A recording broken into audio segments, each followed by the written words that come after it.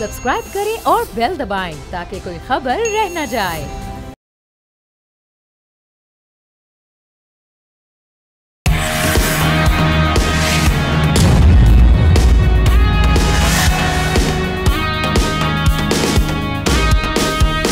अस्सलामुअलैकुम नाज़रीन, आप देख रहे हैं प्रोग्राम न्यूज़ बंच और मैं हूं गौहर इशरत। नाज़रीन, आज तारीख में एक अहम और बड़ी डेवलपमेंट हो चुकी है। जी हाँ, सदर मुमलिकत का इंतखाब कर लिया गया है। पाकिस्तान में सदारती इंतखाबात के गैर हतमी और गैर सरकारी नताइज के मुताबिक पाकिस्तान पीपल्स पार्टी के आसिफ अली जरदारी दूसरी बार पाकिस्तान के 14वें सदर मुंतखब हो गए हैं, जबकि आसिफ अली जरदारी पाकिस्तानी सियासत में एक मुनफरिद मकाम रखते हैं। मुश्किल से मुश्किल काम भी वो नहायत आसानी से करना बखूबी जानते हैं। जबकि 2008 की अगर बात करें नाज़रीन, 2008 में जब वो पहली बार सदर मुमलिकत बने तो असम्बलियां तोड़ने से मुतालिक सदारती इख्तियार की आईनी शिक 58(2) समेत कई मुतनाज़ा तरमीम खत्म किया और 1969 के आइन को असल शक्ल में बहाल किया गया।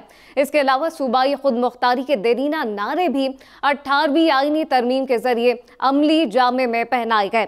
NFC में भी तमाम सूबों को मुनासिब हिस्सा दिया गया। अब तमाम तर चीज़ों पर इस पर बात होगी कि सदारती इस वक्त इंतखाबात हुए और सदर मुमलिकत का इंतखाब हो चुका है। लेकिन नाज़रीन, इस वक्त सिचुएशन ये भी है कि नून लीग जो कि सख्त खिलाफ है और शदीद मुखालफत रखती है बानी PTI की, उनकी जानिब से जो है बानी PTI के गुण गाए जाने लगे हैं। और वो और कोई नहीं, नून लीग के सेनेटर की जानिब से बानी PTI के गुण गाए जाने लगे हैं। वो क्या है, साथ साथ मौलाना फजलुर रहमान को कौन दीवार से लगाने जा रहा है, इस पर बात होगी। अब मौलाना किसके लिए और मौजूदा हुकूमत के लिए क्या कुछ मुश्किलात खड़ी कर सकते हैं, मौलाना की जो सियासत है वो किस जानिब दिखाई देती है, इस तमाम तर सूरत हाल पे आज के टॉप स्टोरी पे बात करेंगे। हमारा पैनल हमारे साथ मौजूद है। एहतशामुल हक इस्लामाबाद स्टूडियो से हमारे साथ हमें ज्वाइन करेंगे। साथ साथ हम्माद रोहिला इस्लामाबाद स्टूडियो से और जाहिर शाह शिराजी और अली आफ्ताब लाहौर स्टूडियो से हमें ज्वाइन करेंगे।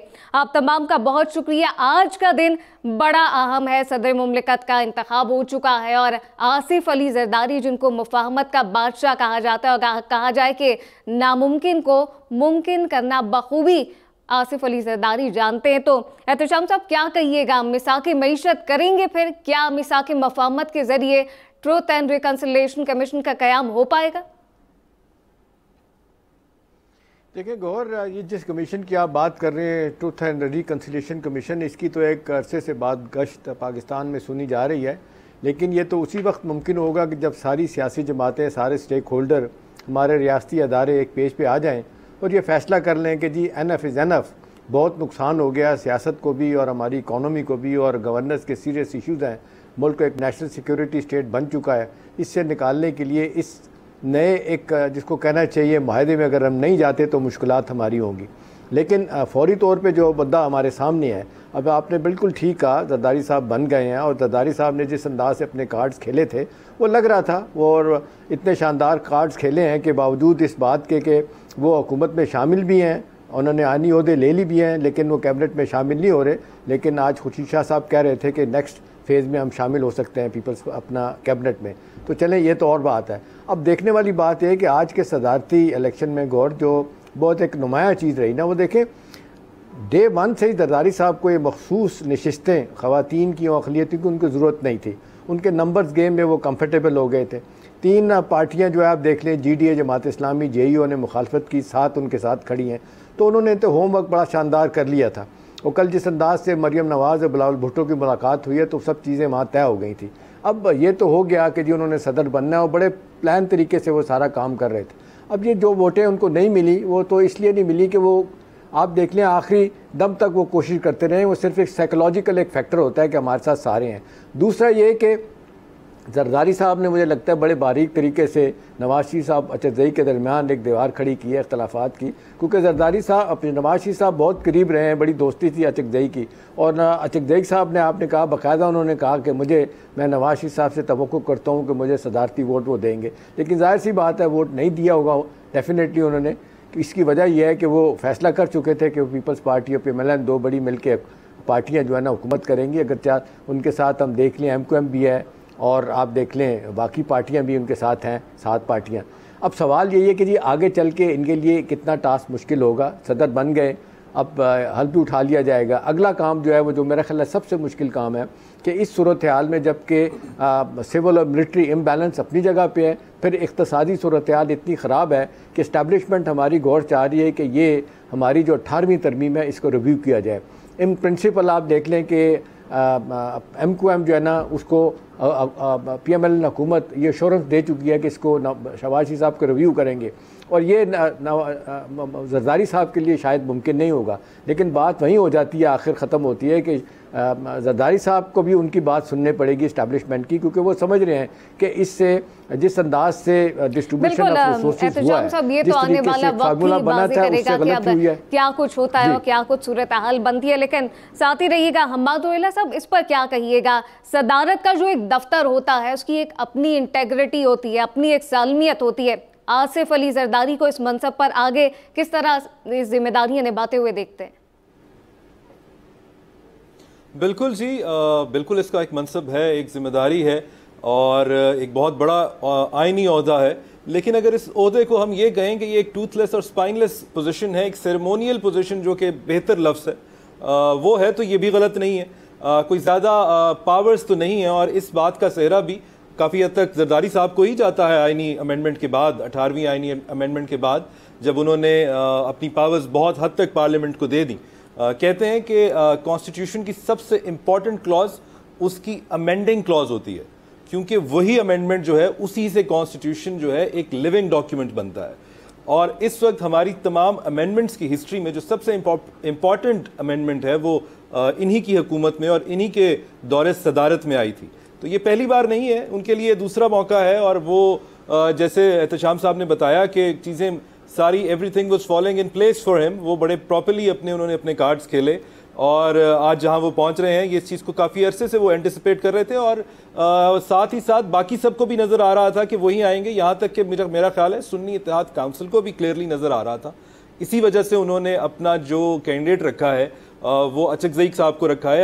अगर उनको कुछ मामूली सा भी गुमान होता कि शायद वो जीत सकते हैं, तो मेरे ख्याल से वो अपना कैंडिडेट अचक साहब को ना रखते, गिवन द हिस्ट्री जो उन लोगों की पीछे रही है। यहाँ तक कि शंदाना गुलजार साहिबा ने तो ये भी कह दिया था कि जी हमने तो अपनी पोजीशन अबाउट अचकज़ई साहब नहीं बदली, क्योंकि इमरान खान साहब का तो कोई बयान उनके बारे में नहीं आया है जेल से, तो लिहाजा क्लियरली उनको अपनी गलतियों का एहसास हो गया है। इस स्टेटमेंट के बाद भी अचकज़ई साहब का सदारती उम्मीदवार उनकी तरफ से बने रहना भी एक बड़ी बात थी। बाकी अब वापस अगर हम जरदारी साहब की तरफ आएँ तो एक वक्त वो था जहां वो लोकल गवर्नमेंट का इलेक्शन भी हार गए थे, और आज वो माशाल्लाह दूसरी बार सदारती मनसब पे आ रहे हैं। न्यूयॉर्क टाइम्स ने तकरीबन 2009 में गालबन एक इनके बारे में पब्लिकेशन आई थी जिसमें लिखा था कि he has a knack for artful dodging and manoeuvring himself out of the tight places he gets himself into. तो देखते हैं कि क्या अब भी वो ये मैनूवरिंग करते हैं। इस वक्त ज़रूरत यह है कि ये मैनूवरिंग उस पार्टी पॉलिटिक्स से बढ़कर मुल्क के लिए की जाए, और उस एक पेज पे लाया जाए लोगों को जो इस वक्त हमारे सामने नहीं है, ताकि मुल्क आगे चल सके, ताकि कोई मिसाके जो है मईशत किया जा सके और हालात बेहतर हो सके। अगर तो पार्टी पॉलिटिक्स से बढ़ के और हम किंग मेकिंग पोजीशन से बढ़कर आगे सोचेंगे, तो मेरे ख्याल से जरदारी साहब एक बहुत मौजूद कैंडिडेट हैं, स्पेशली अब क्योंकि वो एक हेड ऑफ स्टेट भी हैं और उनको ये एक आईनी ओहदा भी मिल गया है। पहले भी देखने में आया है जब पार्टीज की एस्टैब्लिशमेंट के साथ दूरियां होती हैं तो इसी दफ्तर में बैठकर उनको बिठाया जाता है, यहीं पर बातचीत की जाती है, करीब लाने की बात की जाती है। मुझे उम्मीद है कि इस बार भी इस दफ्तर को इसीलिए इस्तेमाल किया जाएगा। हमने देखा है कि अलवी साहब के दौर में भी जब कुछ ऐसे मामलात हुए हैं तो उनकी तरफ से ऐसी कोशिशें की गई थी कि लोगों को करीब लाया जाए।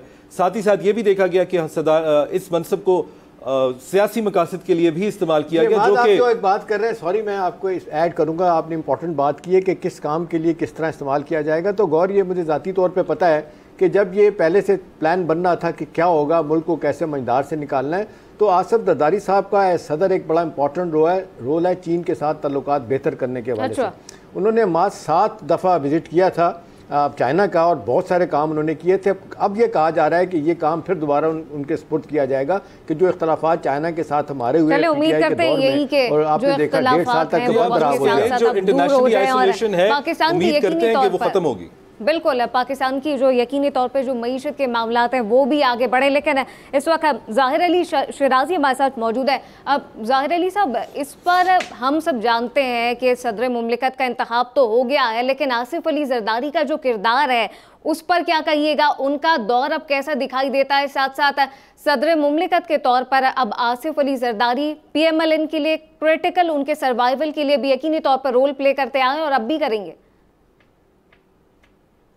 देखिए, सबसे इम्पोर्टेंट तो ये है कि आसिफ अली जरदारी साहब जो है वो, जैसे कि उनको कहा जाता है कि वो शायद मफाहमत के बादशाह हैं, लेकिन मफाहमत उन्होंने हमेशा अपनी पार्टी और अपनी ज़ाती मफाद के लिए की। बिल्कुल हम इस बात को उनको ज़रूर अप्रिशिएट करेंगे कि 58(2)B था या 18th अमेंडमेंट थी, या हम कह सकते हैं ख़ास तौर पर जो यहाँ के लोग समझते हैं कि उनके दौर में पख्तूनों को पहचान मिली और खैबर पख्तूनख्वा को उसका अपना नाम मिला। तो ये बड़े ऐसे इनिशिएटिव है जो कि उनके दौर में हुए और अब भी उम्मीद की जा सकती है। देखें, एक काम एंड कूल प्लेयर है, वो बिल्कुल रिकनसाइल कर सकते हैं। उनका बेशक रोल सिंबॉलिक है, सेरेमोनियल है, लेकिन एक बॉन्डिंग रोल वो अदा कर सकते हैं तमाम पार्टीज के दरमियान, अगर वो चाहते हैं तो। मेरे ख्याल में शायद अब तो वो जिंदगी की उस स्टेज पे है कि उन्हें बहुत कुछ करना, और अगर उनको नजर आता है कि किसी भी तरीके से जो मफाहमत की पॉलिसी है, वो चाहे PMLN है, बानी PTI के साथ रिकंसिलेशन है या दूसरी जमातों के साथ, वो होनी चाहिए। अब इम्पोर्टेंट उनके आगे जो चीजें जो की जा सकती है, जिसके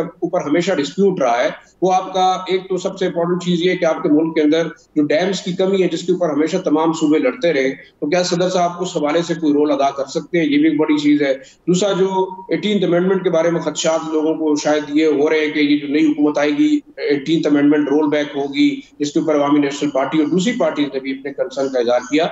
तो ये भी कुछ चीजें ऐसी हैं जो कि सदर का जो है वो बाकायदा जो है वो एक रोल जो है वो प्ले हो सकता है। इस वक्त मेरे पास एक रिजल्ट आया जो खैबर पख्तूनख्वा असेंबली में सेनेट के प्रेसिडेंट के इलेक्शन के हवाले से महमूद खान अचकजई साहब ने 91 वोट हासिल किए और आसिफ अली जरदारी साहब ने 17 वोट हासिल किए, जबकि 1 वोट मुस्तरद हुआ है। तो ओवरऑल अब देखें कि इस KP की असेंबली में तो उनको मेरे ख्याल में किसी किस्म की पजीराई नहीं मिली। 2 लोग ऐसे हैं, एक अवामी नेशनल पार्टी, दूसरी PTI पार्लियामेंटेरियन, उनके कैंडिडेट्स ने वोट दिया है आसिफ अली जरदारी साहब को, और मेरे ख्याल से सेनेट के इलेक्शन में अवामी नेशनल पार्टी और PTIP दोनों बहुत कुछ मांगेगी जरदारी साहब से। तो देखिए, रिकंसिलेशन पॉलिटिकल अपनी जगह पे, लेकिन इस वक्त इम्पोर्टेंट क्या है, वो पाकिस्तान को दरपेश मसाइल हैं, क्या बहैसियत सदर। इम्पोर्टेंट यही है कि जो पाकिस्तान के दरपेश मसाइल हैं उनका दूरस हल फराहम किया जाए। अली आफ्ताब साहब, क्या समझते हैं आसिफ अली जरदारी का जो दूसरा सदारती दौर है वो कितना मुख्तलिफ दिखाई देने वाला है? देखिए, जिस तरह से सब पैनलिस्ट ने बात की, उनका बहुत बड़ा रोल रहा है पिछले टेन्योर में, क्योंकि अपनी पावर्स कोई नहीं देता, उन्होंने दे दी। और अब जो है वो जाहिर है बेसिकली होता ये है कि जब भी कोई नई हुकूमत आती है बड़ा वो हैंड इन ग्लव होती है with institutions, with establishment, everyone. लेकिन अगर हम तारीख़ को देखें तो फिर वो इस तरह से रहता नहीं है मामला, फिर कुछ अरसे बाद जो है वो दूरियां पैदा होनी शुरू हो जाती हैं। अभी जहाँ तक ये 18th अमेंडमेंट वाला मामला है, वो तो ज़ाहिर है उधर से ना KP से PTI मानेगी, ना सिंध से पीपल्स पार्टी मानेगी, ना पंजाब से PMLN मानेगी। और हमें ये ऐसा लगता है कि बारगेनिंग चिप, मतलब ये बात बहुत ज़्यादा होती है कि इस्टेब्लिशमेंट के पास बहुत बड़ी है, क्योंकि कुछ हल्के हैं जो डिस्प्यूटेड हैं। But on the other hand जो हमारी पॉलिटिकल पार्टीज़ हैं, बारगेनिंग चिप उनके पास भी है, क्योंकि वो इस वक्त ये कहने की पोजीशन में है कि आपके पास और ऑप्शन क्या है। लेकिन बहरहाल जिस तरह से हमने देखा कि जिस ख़वातीन नशस्तें जब नहीं मिली, SIC को रिज़र्व सीट्स नहीं मिली, तो उसमें जो 18वीं तरमीम से बड़ा एक मामला है वो ये है कि अब बहुत बड़े पैमाने पे प्राइवेटाइजेशन होनी है। अगर उसमें इन हाउस लड़ाई झगड़े होते रहते तो उसको वो उसका प्रोसेस स्लो हो जाना था। अब ये कोशिश की गई है कि जो प्राइवेटाइजेशन होनी है, जिस तरह से IMF कह रहा है, जिस तरह से अब जो हमारे गल्फ स्टेट्स हैं वो सिर्फ हमारी ब्लू चिप कंपनीज़ में इन्वेस्ट करना चाहते हैं, अदरवाइज़ वो यहाँ पे इन्वेस्ट नहीं करना चाहते, तो उसको फास्ट प्रोसेस करने के लिए ये सारा कुछ किया जा रहा है। लेकिन फिर भी आपको पता है जो इनर्शिया होता है ना एक सिस्टम में, पार्लिमानी डेमोक्रेसी में, हमने ये भी देखा है कि प्राइवेटाइजेशन के मौक़ों पर अदालतों को भी राब्ता किया गया, उनके थ्रू भी जो है स्टे लिए गए। सो ये वो सारे मामलात हैं। अभी जैसे जैसे मामलात आगे बढ़ेंगे, जैसे जैसे इकॉनमी पर काम करना शुरू होगा, अभी तो आज की तारीख तक तो हल्फ बर्दारियाँ ही हो रही हैं, इकॉनमी पे तो काम अभी शुरू ही नहीं हुआ। ये जैसे जैसे काम शुरू होगा ना, आप देखेंगे कि तलखियाँ, दूरियाँ बढ़ती चली जा रही हैं। ऐसे मौके पे सदर साहब की जो सेरेमोनियल पोजीशन है ना, ये बड़ी काम आएगी। उसकी वजह ये है कि बहुत सारी चीज़ें हैं जिसमें आप सदर को डायरेक्टली फौरी तौर पर प्रोसिक्यूट नहीं किया जा सकता। खत्म होने जा रही है, वो वक्त के साथ खत्म हो जाएगी। सियासी जमातों की नहीं, सियासी जो इस वक्त इत्तेहाद है उनकी और इस्टेब्लिशमेंट की शायद इस तरह 5 साल तक ना बनी रहे। सो ऐसे मौक़ों पर मतलब किसी भी पार्टी लीडर को प्रोसिक्यूट करना आसान नहीं होगा अगर वो एक ऐसी पोजीशन होल्ड करते हैं जो कि जैसे कि सदर पाकिस्तान है।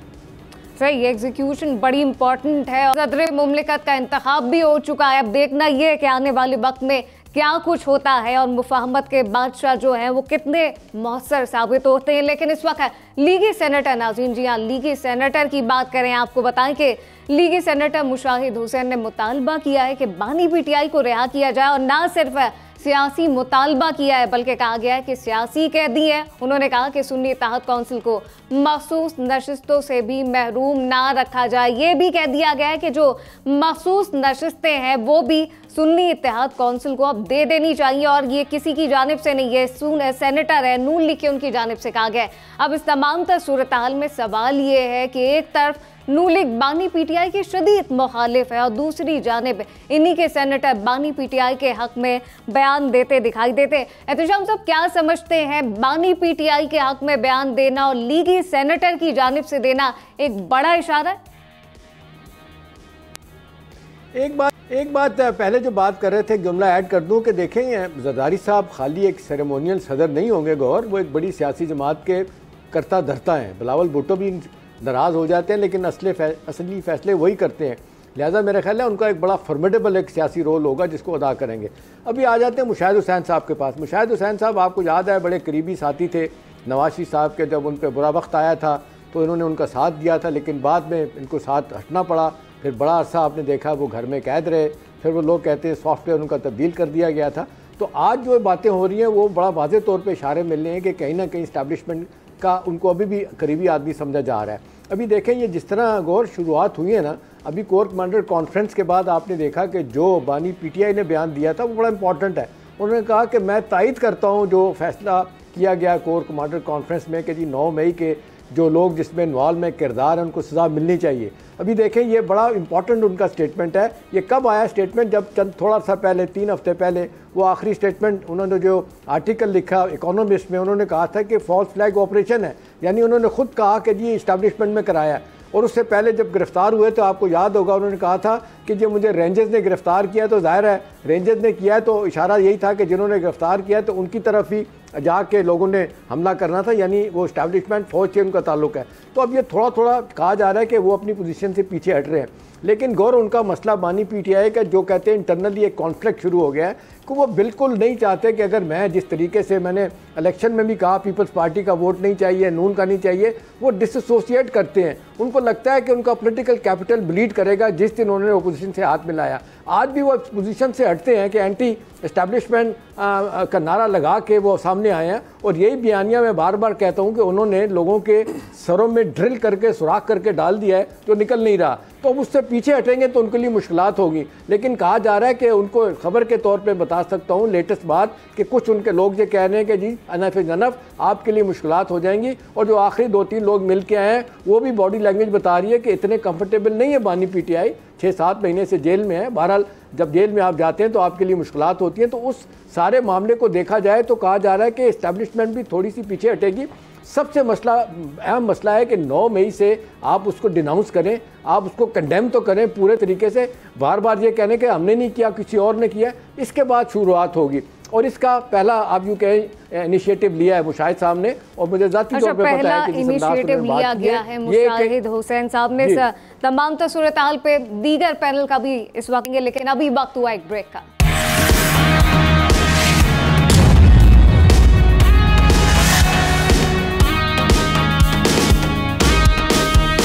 Welcome back. और बात हो रही है लीगी सेनेटर मुशाहिद हुसैन की, जिन्होंने एक बहुत बड़ा इशारा कर दिया है। उनकी क़यादत जो है, उनकी जो पार्टी है, वो तो मुखालफत करती दिखाई देती है, लेकिन लीगी सेनेटर की जानिब से बानी पीटीआई के गुण गाना एक बहुत बड़ा इशारा है।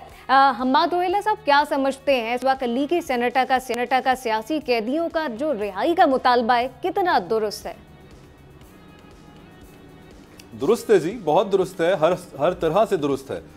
कभी भी सियासी कैदी किसी को नहीं बनाया जाना चाहिए, ना पहले बनाया जाना चाहिए था, ना आज बनाया जाना चाहिए। और मुशाहिद साहब की जो पॉलिटिक्स है, वो मुफाहमत की कुछ पॉलिटिक्स की बातें वो करते रहे हैं। उन्होंने पहले भी फॉरवर्ड थिंकिंग की बात की अपनी पार्टी में, इलेक्शन से पहले भी, जब नवाज शरीफ साहब वापस आ रहे थे, तब उस वक्त उन्होंने बात की कि पुरानी चीज़ों को भूल जाना चाहिए। और उस वक्त नवाज शरीफ साहब जिनके खिलाफ नारे लगा रहे थे, उनके हक में उन्होंने तब भी यही बात की। उस वक्त शायद इसकी पजीराई इसलिए नहीं हुई क्योंकि ये एक अवामी राय नहीं थी। इस वक्त जो वो बात कर रहे हैं, उनको अवामी मकबूलियत हासिल है, तो शायद इस बात की पजीराई अवाम में ज़्यादा हो जाएगी। लेकिन उनकी सियासत ऐसी ही मुफाहमत की तरफ उसका झुकाव नज़र आता रहा है। उन्होंने इलेक्शन से पहले भी और बल्कि इलेक्शन के बाद भी कहा कि पीपल्स पार्टी को जो है इनको दे देना चाहिए, प्राइम मिनिस्टर का ऑफिस इनको दे देना चाहिए। और उन्होंने अपने आप को पहले भी पेश किया कि वो रिकन्सिलिएशन के लिए पीटीआई और पीएमएलएन में दूरियां दूर करने के लिए एक रोल प्ले करना चाहते हैं, और करने की उन्होंने ऑफर भी की। साथ ही साथ उन्होंने नवाज शरीफ साहब को यहाँ तक भी कहा कि आप सदर के ओहदे पे आ जाएं, जो कि बातें अब आपके सामने हैं। उनकी नहीं मानी गई, देखते हैं इस बार उनकी कितनी मानी जाएगी। लेकिन दूसरी तरफ हमें यह भी देखना चाहिए कि क्या अगर ये हाथ बढ़ाया जाता है तो कोई आगे से ये हाथ थामने के लिए तैयार भी है पीटीआई की तरफ से। उनकी तरफ से तो एक कंप्लीट नो का इशारा नज़र आता है और कोई मफाहमत की बात नज़र नहीं होती। उनके जो इस वक्त इलेक्टेड एमएनएज़ हैं, वो टीवीज़ पे बैठ के ये कह रहे हैं कि हम तो आवाम के लिए आए ही नहीं, हम तो सिर्फ एक सिंगल पॉइंट एजेंडा पे आए हैं कि हम अपने बंदे को जेल से बाहर निकालना चाहते हैं। हमें ना आवाम ने कोई अपने मसाइल बताए हैं और ना हम उनके हल तलाश करने इस वक्त आए हैं। तो ये एक बहुत गौरतलब बात है कि हम इतना ब्लेटेंटली आवाम के मसाइल को डिसरिगार्ड कर रहे हैं और किए जा रहे हैं, जबकि हालात इस वक्त जैसे हैं माशी सबके सामने हैं। एक तरफ अब हम कहते थे, हम लड़ाई करते थे अमेरिका से कि तुम क्यों आए हो, दूसरी तरफ हम कहते थे कि हमें इस्टेब्लिशमेंट में निकाला है, हम उनसे तो आज हाथ मिला रहे हैं। हम एब्सोल्युटली नॉट से लिस्ट पे तो आ गए हैं, लेकिन जो है पॉलिटिकल पार्टीज के साथ बात करने को तैयार नजर नहीं आते। बिल्कुल, जो सियासी जमात है वो अपने बानी पीटीआई की को जो है वो बचाने की बात तो करती दिखाई देती है, लेकिन जो पाकिस्तान के मसाइल हैं वो किसी को इस वक्त नज़र नहीं आते। ज़ाहिर शराजी साहब, क्या समझते हैं लीगी सेनेटरी की जानिब से ये कहना कि सुन्नी इत्तेहाद कौंसिल को उनकी नशिस्तें दी जाएं, और ना सिर्फ नशिस्तें दी जाएं बल्कि बानी पीटीआई को रिहा किया जाए?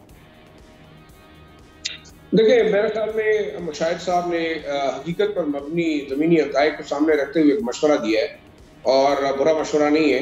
मुशाहिद साहब नवाज शरीफ साहब के साथ भी रहे, मुशर्रफ साहब के साथ भी रहे, और ये भी समझा जाता है कि वो बड़े बीइंग जिस ज़माने में वो जर्नलिस्ट थे, उस ज़माने से हमारी उनके साथ जो है इंट्रैक्शन रही है। और मेरे ख्याल से वो एक बड़े मौजू आदमी हो सकते हैं। तमाम जो आप मिसाकी रिकन्सिलिएशन और ट्रुथ की बात कर रहे हैं, इसमें एक अहम चीज़ ये है कि देखें, एक इंडिकेशन है, एक सिल्वर लाइनिंग मुझे नज़र आती है कि अगर आप बानी पीटीआई के साथ कोई रिकन्सिलिएशन पे जाना चाहते हैं तो ये मुल्क के मफाद में भी होगा और इस हुकूमत के मफाद में भी होगा।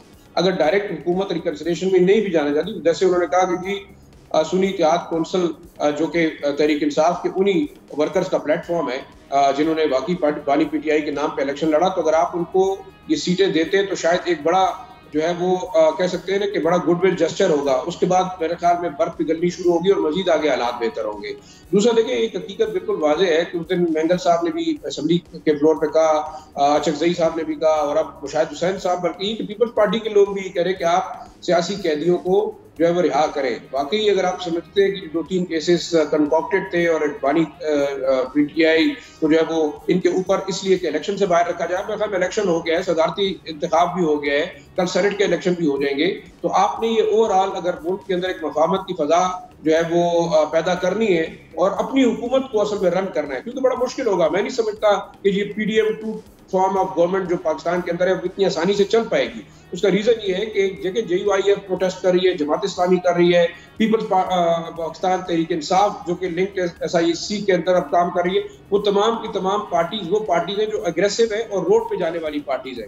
तो कल अगर आप फिर जाके D चौक में अपने इन इश्यूज के ऊपर धरना शुरू कर दें, अगर उनको रिलीफ नहीं मिलता तो क्या फिर इस मुल्क के अंदर इसकी इकोनॉमी कैसे चलेगी, इसका मैकेनिज्म कैसे चलेगा, क्या आप फिर जो है वो एक नया 9 मई करवाने जाएंगे? मेरे ख्याल में मुशाहिद हुसैन साहब शायद इस वक्त जो आइडिया लेके आए, हो सकता है कि वो पार्टी की जानिब से शायद उन्होंने ये एक फीलर छोड़ा हो, मे बी उनके अपने ज़हन में ख्याल हो, लेकिन मैं ये समझता हूँ कि अगर जरदारी साहब सदर बनते और मुशाहिद हुसैन साहब की तरह कुछ ऐसे और लोग हैं जो कि इस मुल्क में मफाहमत की फजा को फरोग करना चाहते हैं, फरोग देना चाहते हैं, तो बड़ा अच्छा होगा पाकिस्तान के लिए भी, पाकिस्तान की इकोनॉमी के लिए भी, पाकिस्तान की सर्वाइवल के लिए। पाकिस्तान की इकोनॉमी के लिए और सियासी चैलेंजेस भी यकीनी तौर पर बेशुमार हैं।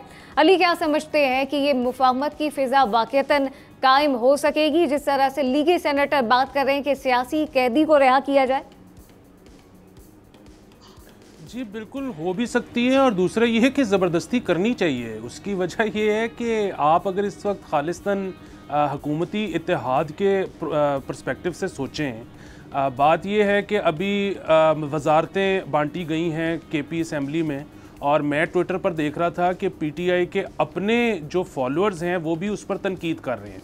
इसके अलावा एक और आपका मसला ज़हन से आपके नज़र से गुजरा होगा, जिसमें वो झगड़ा साहब कह रहे हैं कि जी वजारत ख़जाना का वादा मेरे साथ हुआ था, अयूब साहब के सामने बात हुई थी। अगेन मुझे नहीं पता वो सही कह रहे हैं, कोई और सही कह रहा है, लेकिन अब ये सारे आप मसले देख रही हैं कि क्या हो रहे हैं। सो इसके जो सारी ज़िम्मेदारी एंड में अगर PTI अच्छा गवर्न नहीं करती KP को, तो इसकी ज़िम्मेदारी इमरान खान साहब पर तो नहीं आएगी, क्योंकि वो तो जेल में थे। सो बुनियादी बात ये है कि अगर आप हुकूमती इत्तेहाद के पॉइंट ऑफ व्यू से सोचें तो उनको तो ये इस वक्त नज़र आना चाहिए कि जी ये तीसरी हुकूमत है PTI की KP में। पहली 2 दफ़ा तो खान साहब जेल में नहीं थे, लेकिन कोई बहुत आउटस्टैंडिंग परफॉर्मेंस भी नहीं थी। सो अब अगर वो जेल में होंगे तो ये जैसा मर्जी परफॉर्म करे हुकूमत, इसकी ज़िम्मेदारी तो खान साहब पे आएगी ही नहीं। खान साहब तो मकबूल से मकबूल तर होते चले जाएंगे। सो इसलिए बहुत ज़रूरी है कि वो बाहर हों, अच्छे बुरे के ज़िम्मेदार हों। और इसमें एक दूसरा पहलू ये है कि जिस तरह से पैनलिस्ट ने फरमाया कि ज़ाहिर है मतलब हकीकत का इल्म तो सिर्फ अल्लाह को होता है, लेकिन वैसे एक तासुर ये पाया जाता है कि मुशाहिद साहब जो हैं वो मुक़्तदरा क़ुव्वतों के करीब तर हैं। सो अगर ये बात उनकी तरफ से आई है तो इसका मतलब है खुशाइन बात है, इसका मतलब है कि शायद उन हलकों में भी इस तरह की बातचीत चल रही है। चलें, अब तो ये आने वाला वक्त बताएगा कि हलकों में क्या कुछ चहमागोइयाँ जारी है। लेकिन नाज़रीन, इस वक्त जो आपको बताएं कि JUI के सरबराह मौलाना फजलुर रहना है कि हम सिर्फ पार्लियामेंट में नहीं बल्कि पार्लियामेंट से बाहर भी मुश्किलात पैदा कर सकते हैं। शहबाज शरीफ से कहता था कि अपोजिशन में आ जाएं, कहीं हमारी तहरीक का निशाना ना बन जाए। ये कहा गया मौलाना फजलुर रहमान की जानिब से, हमें दीवार से लगाया जा रहा है। तो इस तमाम सूरत-हाल में सवाल ये है कि मौलाना की सियासत क्या रुख इख्तियार करने जा रही है, और साथ साथ मौलाना के जो बयानात हैं शहबाज हुकूमत के लिए कितने ज़्यादा संजीदा और हैरान कुन या फिर ख़तरनाक साबित हो सकते हैं। एहतशाम साहब, क्या समझते हैं? देखिए गौर, ये बात तो मानने वाली है ना कि एक मुद्दत के बाद मौलाना फजलुर रहमान साहब पार्लिमानी सियासत से बाहर हुए हैं, तो ज़ाहिर है ये बहुत बड़ा ज़ख्म है और इसको भूल तो नहीं सकते। अब जहाँ पे ये इल्ज़ामात हैं कि जी धांधली हुई है, वहाँ पे ये भी बात हो रही है कि भाई वो जिन लोगों से हारे हैं वो तो सारे के सारे PTI के लोग हैं, जिनके साथ वो इत्तेहाद करने के लिए भी बैठ गए थे, जिनको बड़ा वेलकम भी किया था। वो लीडर जिन्होंने उनके बारे में ऐसी ऐसी बातें कही थी जो मेरा ख्याल है बताने की ज़रूरत नहीं है, वो तो कहते हैं सियासत है ही मफादात का नाम। तो इस स्टेज पे तो सूरत हाल ये है कि लोग उनसे सवाल पे ही कर रहे हैं।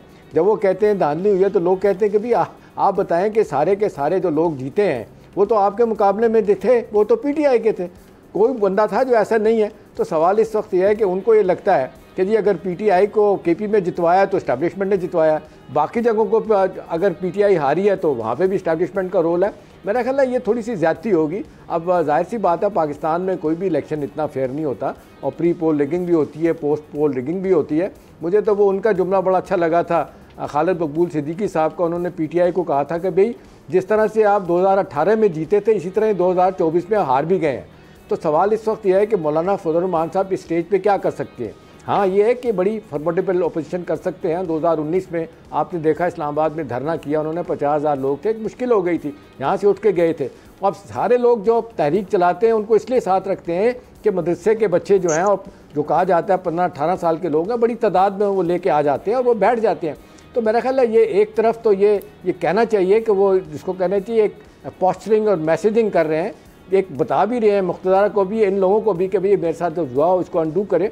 और दूसरी बात है गौर, हमेशा आपने देखा कि उनकी सियासत के पिछले 15-20 सालों में बड़ा वक्त उनका गुजरा है, सारी हर हुकूमत में वो शामिल रहे हैं। वो पब्लिक उनका क्या कहते हैं कश्मीर कमेटी के चेयरमैन रहे हैं। और आप देखें फेडरल मिनिस्टर का ओहदा मुस्तकिल इस्लामाबाद में उनका एक मिनिस्टर कॉलोनी में घर होता था, ज़ाहिर है वो नहीं रहा। बाहर के दौरे होते थे वो नहीं रहे। फिर बेशुमार जगहों पे आप देखें फ़ायदा नुकसान उनका, हर जगह पे अपना शेयर लेते थे। बलूचिस्तान में भी आज शेयर मांग रहे हैं। तो इस लिहाज से देखा जाए तो उनके लिए तो एक सिचुएशन ऐसी है कि वो फॉर द टाइम बिंग सियासत से बाहर हैं। अच्छा, अब ये तो नहीं हो सकता कि उनके कहने से आप थोड़ी थोड़ी चीज़ें ठीक हो जाए।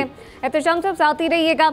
मातरुल्लाह साहब क्या समझते हैं इस वक्त मौलाना फजलुर रहमान बिल्कुल नाला दिखाई देते हैं जिस तरह से वो बयानात दे रहे हैं, जो उनकी बॉडी लैंग्वेज है, तो वाकईतन जो मौजूदा हुकूमत है उनके लिए कितने ज़्यादा ख़तरनाक ये साबित हो सकते हैं मौलाना के बयानात?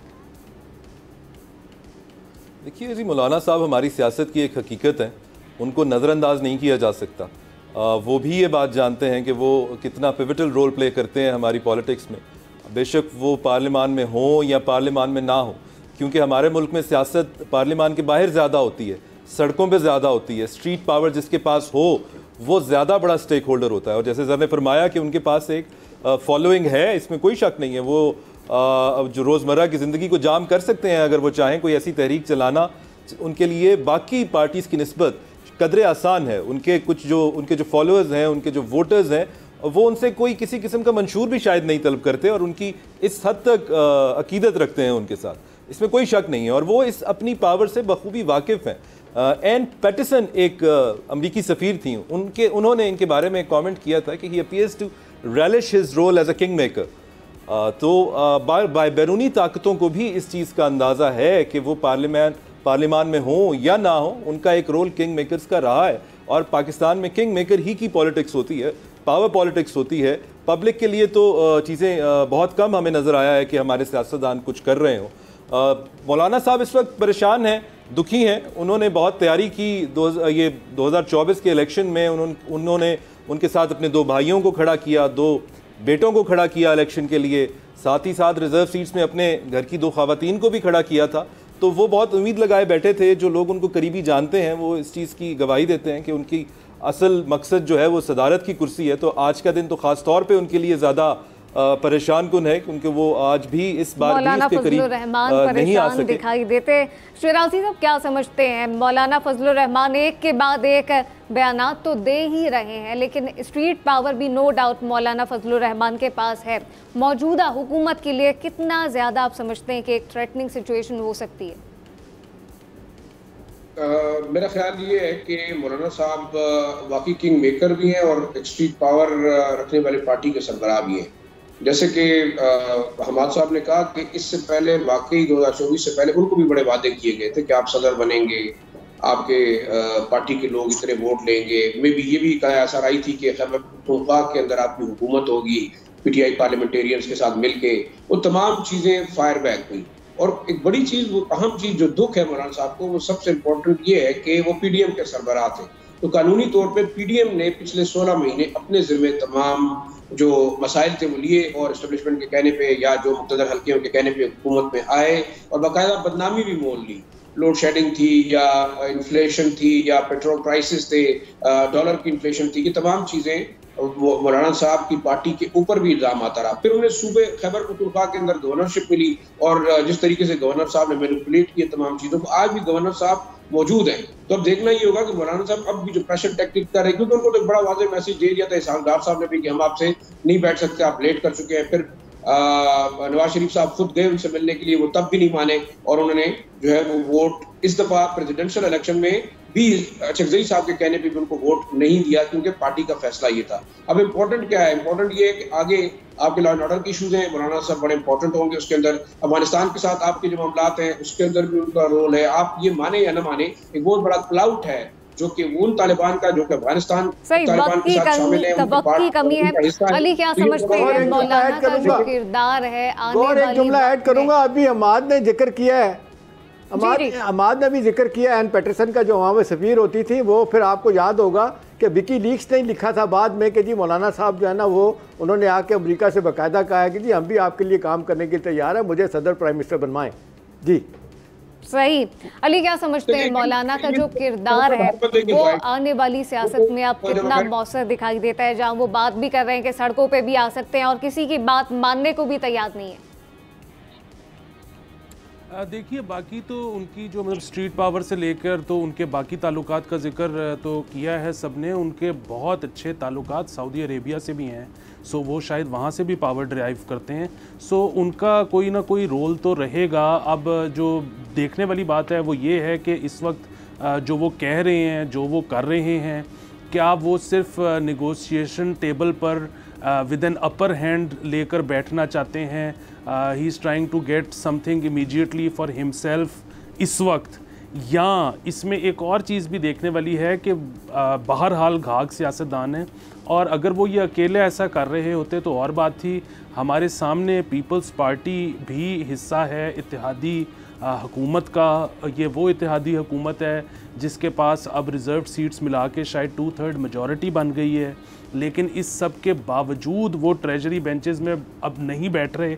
मतलब ये ख़बरें हैं कि शायद वो सेकंड फेज़ में आ जाएंगे या इतने महीनों बाद आ जाएंगे, लेकिन फ़िलहाल वो नहीं बैठ रहे। यानी कि ये सब लोग इस वक्त इनको एक चीज़ शायद दिखाई दे रही है कि ये जो आगे हुकूमत चलने को जा रही है, इनकी ज़िंदगी कोई आसान नहीं होगी और ये इसमें से जब निकलेंगे इवेंचुअली तो शायद सुरखरू हो जाएं और शायद इनके चीथड़े उड़ चुके हों। सो इसमें इस वक्त सब लोग शायद अपने सारे अंडे कोई अपने इस एक बास्केट में नहीं डालना चाह रहा। सही, यकीनी तौर पे कोई जिम्मेदारी लेने को तैयार नहीं है। उसमें कोई दो राय नहीं है कि पाकिस्तान में इस वक्त माशी और सियासी चैलेंजेस हैं जिसको इस मौजूदा हुकूमत ने यकीनी तौर पर देखना है और जितनी जल्दी हो सके उन्हें सॉर्ट भी करना है। मौलाना फजलुर रहमान की सियासत क्या रुख इख्तियार करेगी, ये भी आने वाले वक्त में वाज़ेह हो जाएगा। मुझे और मेरे पैनल को दीजिए इजाज़त।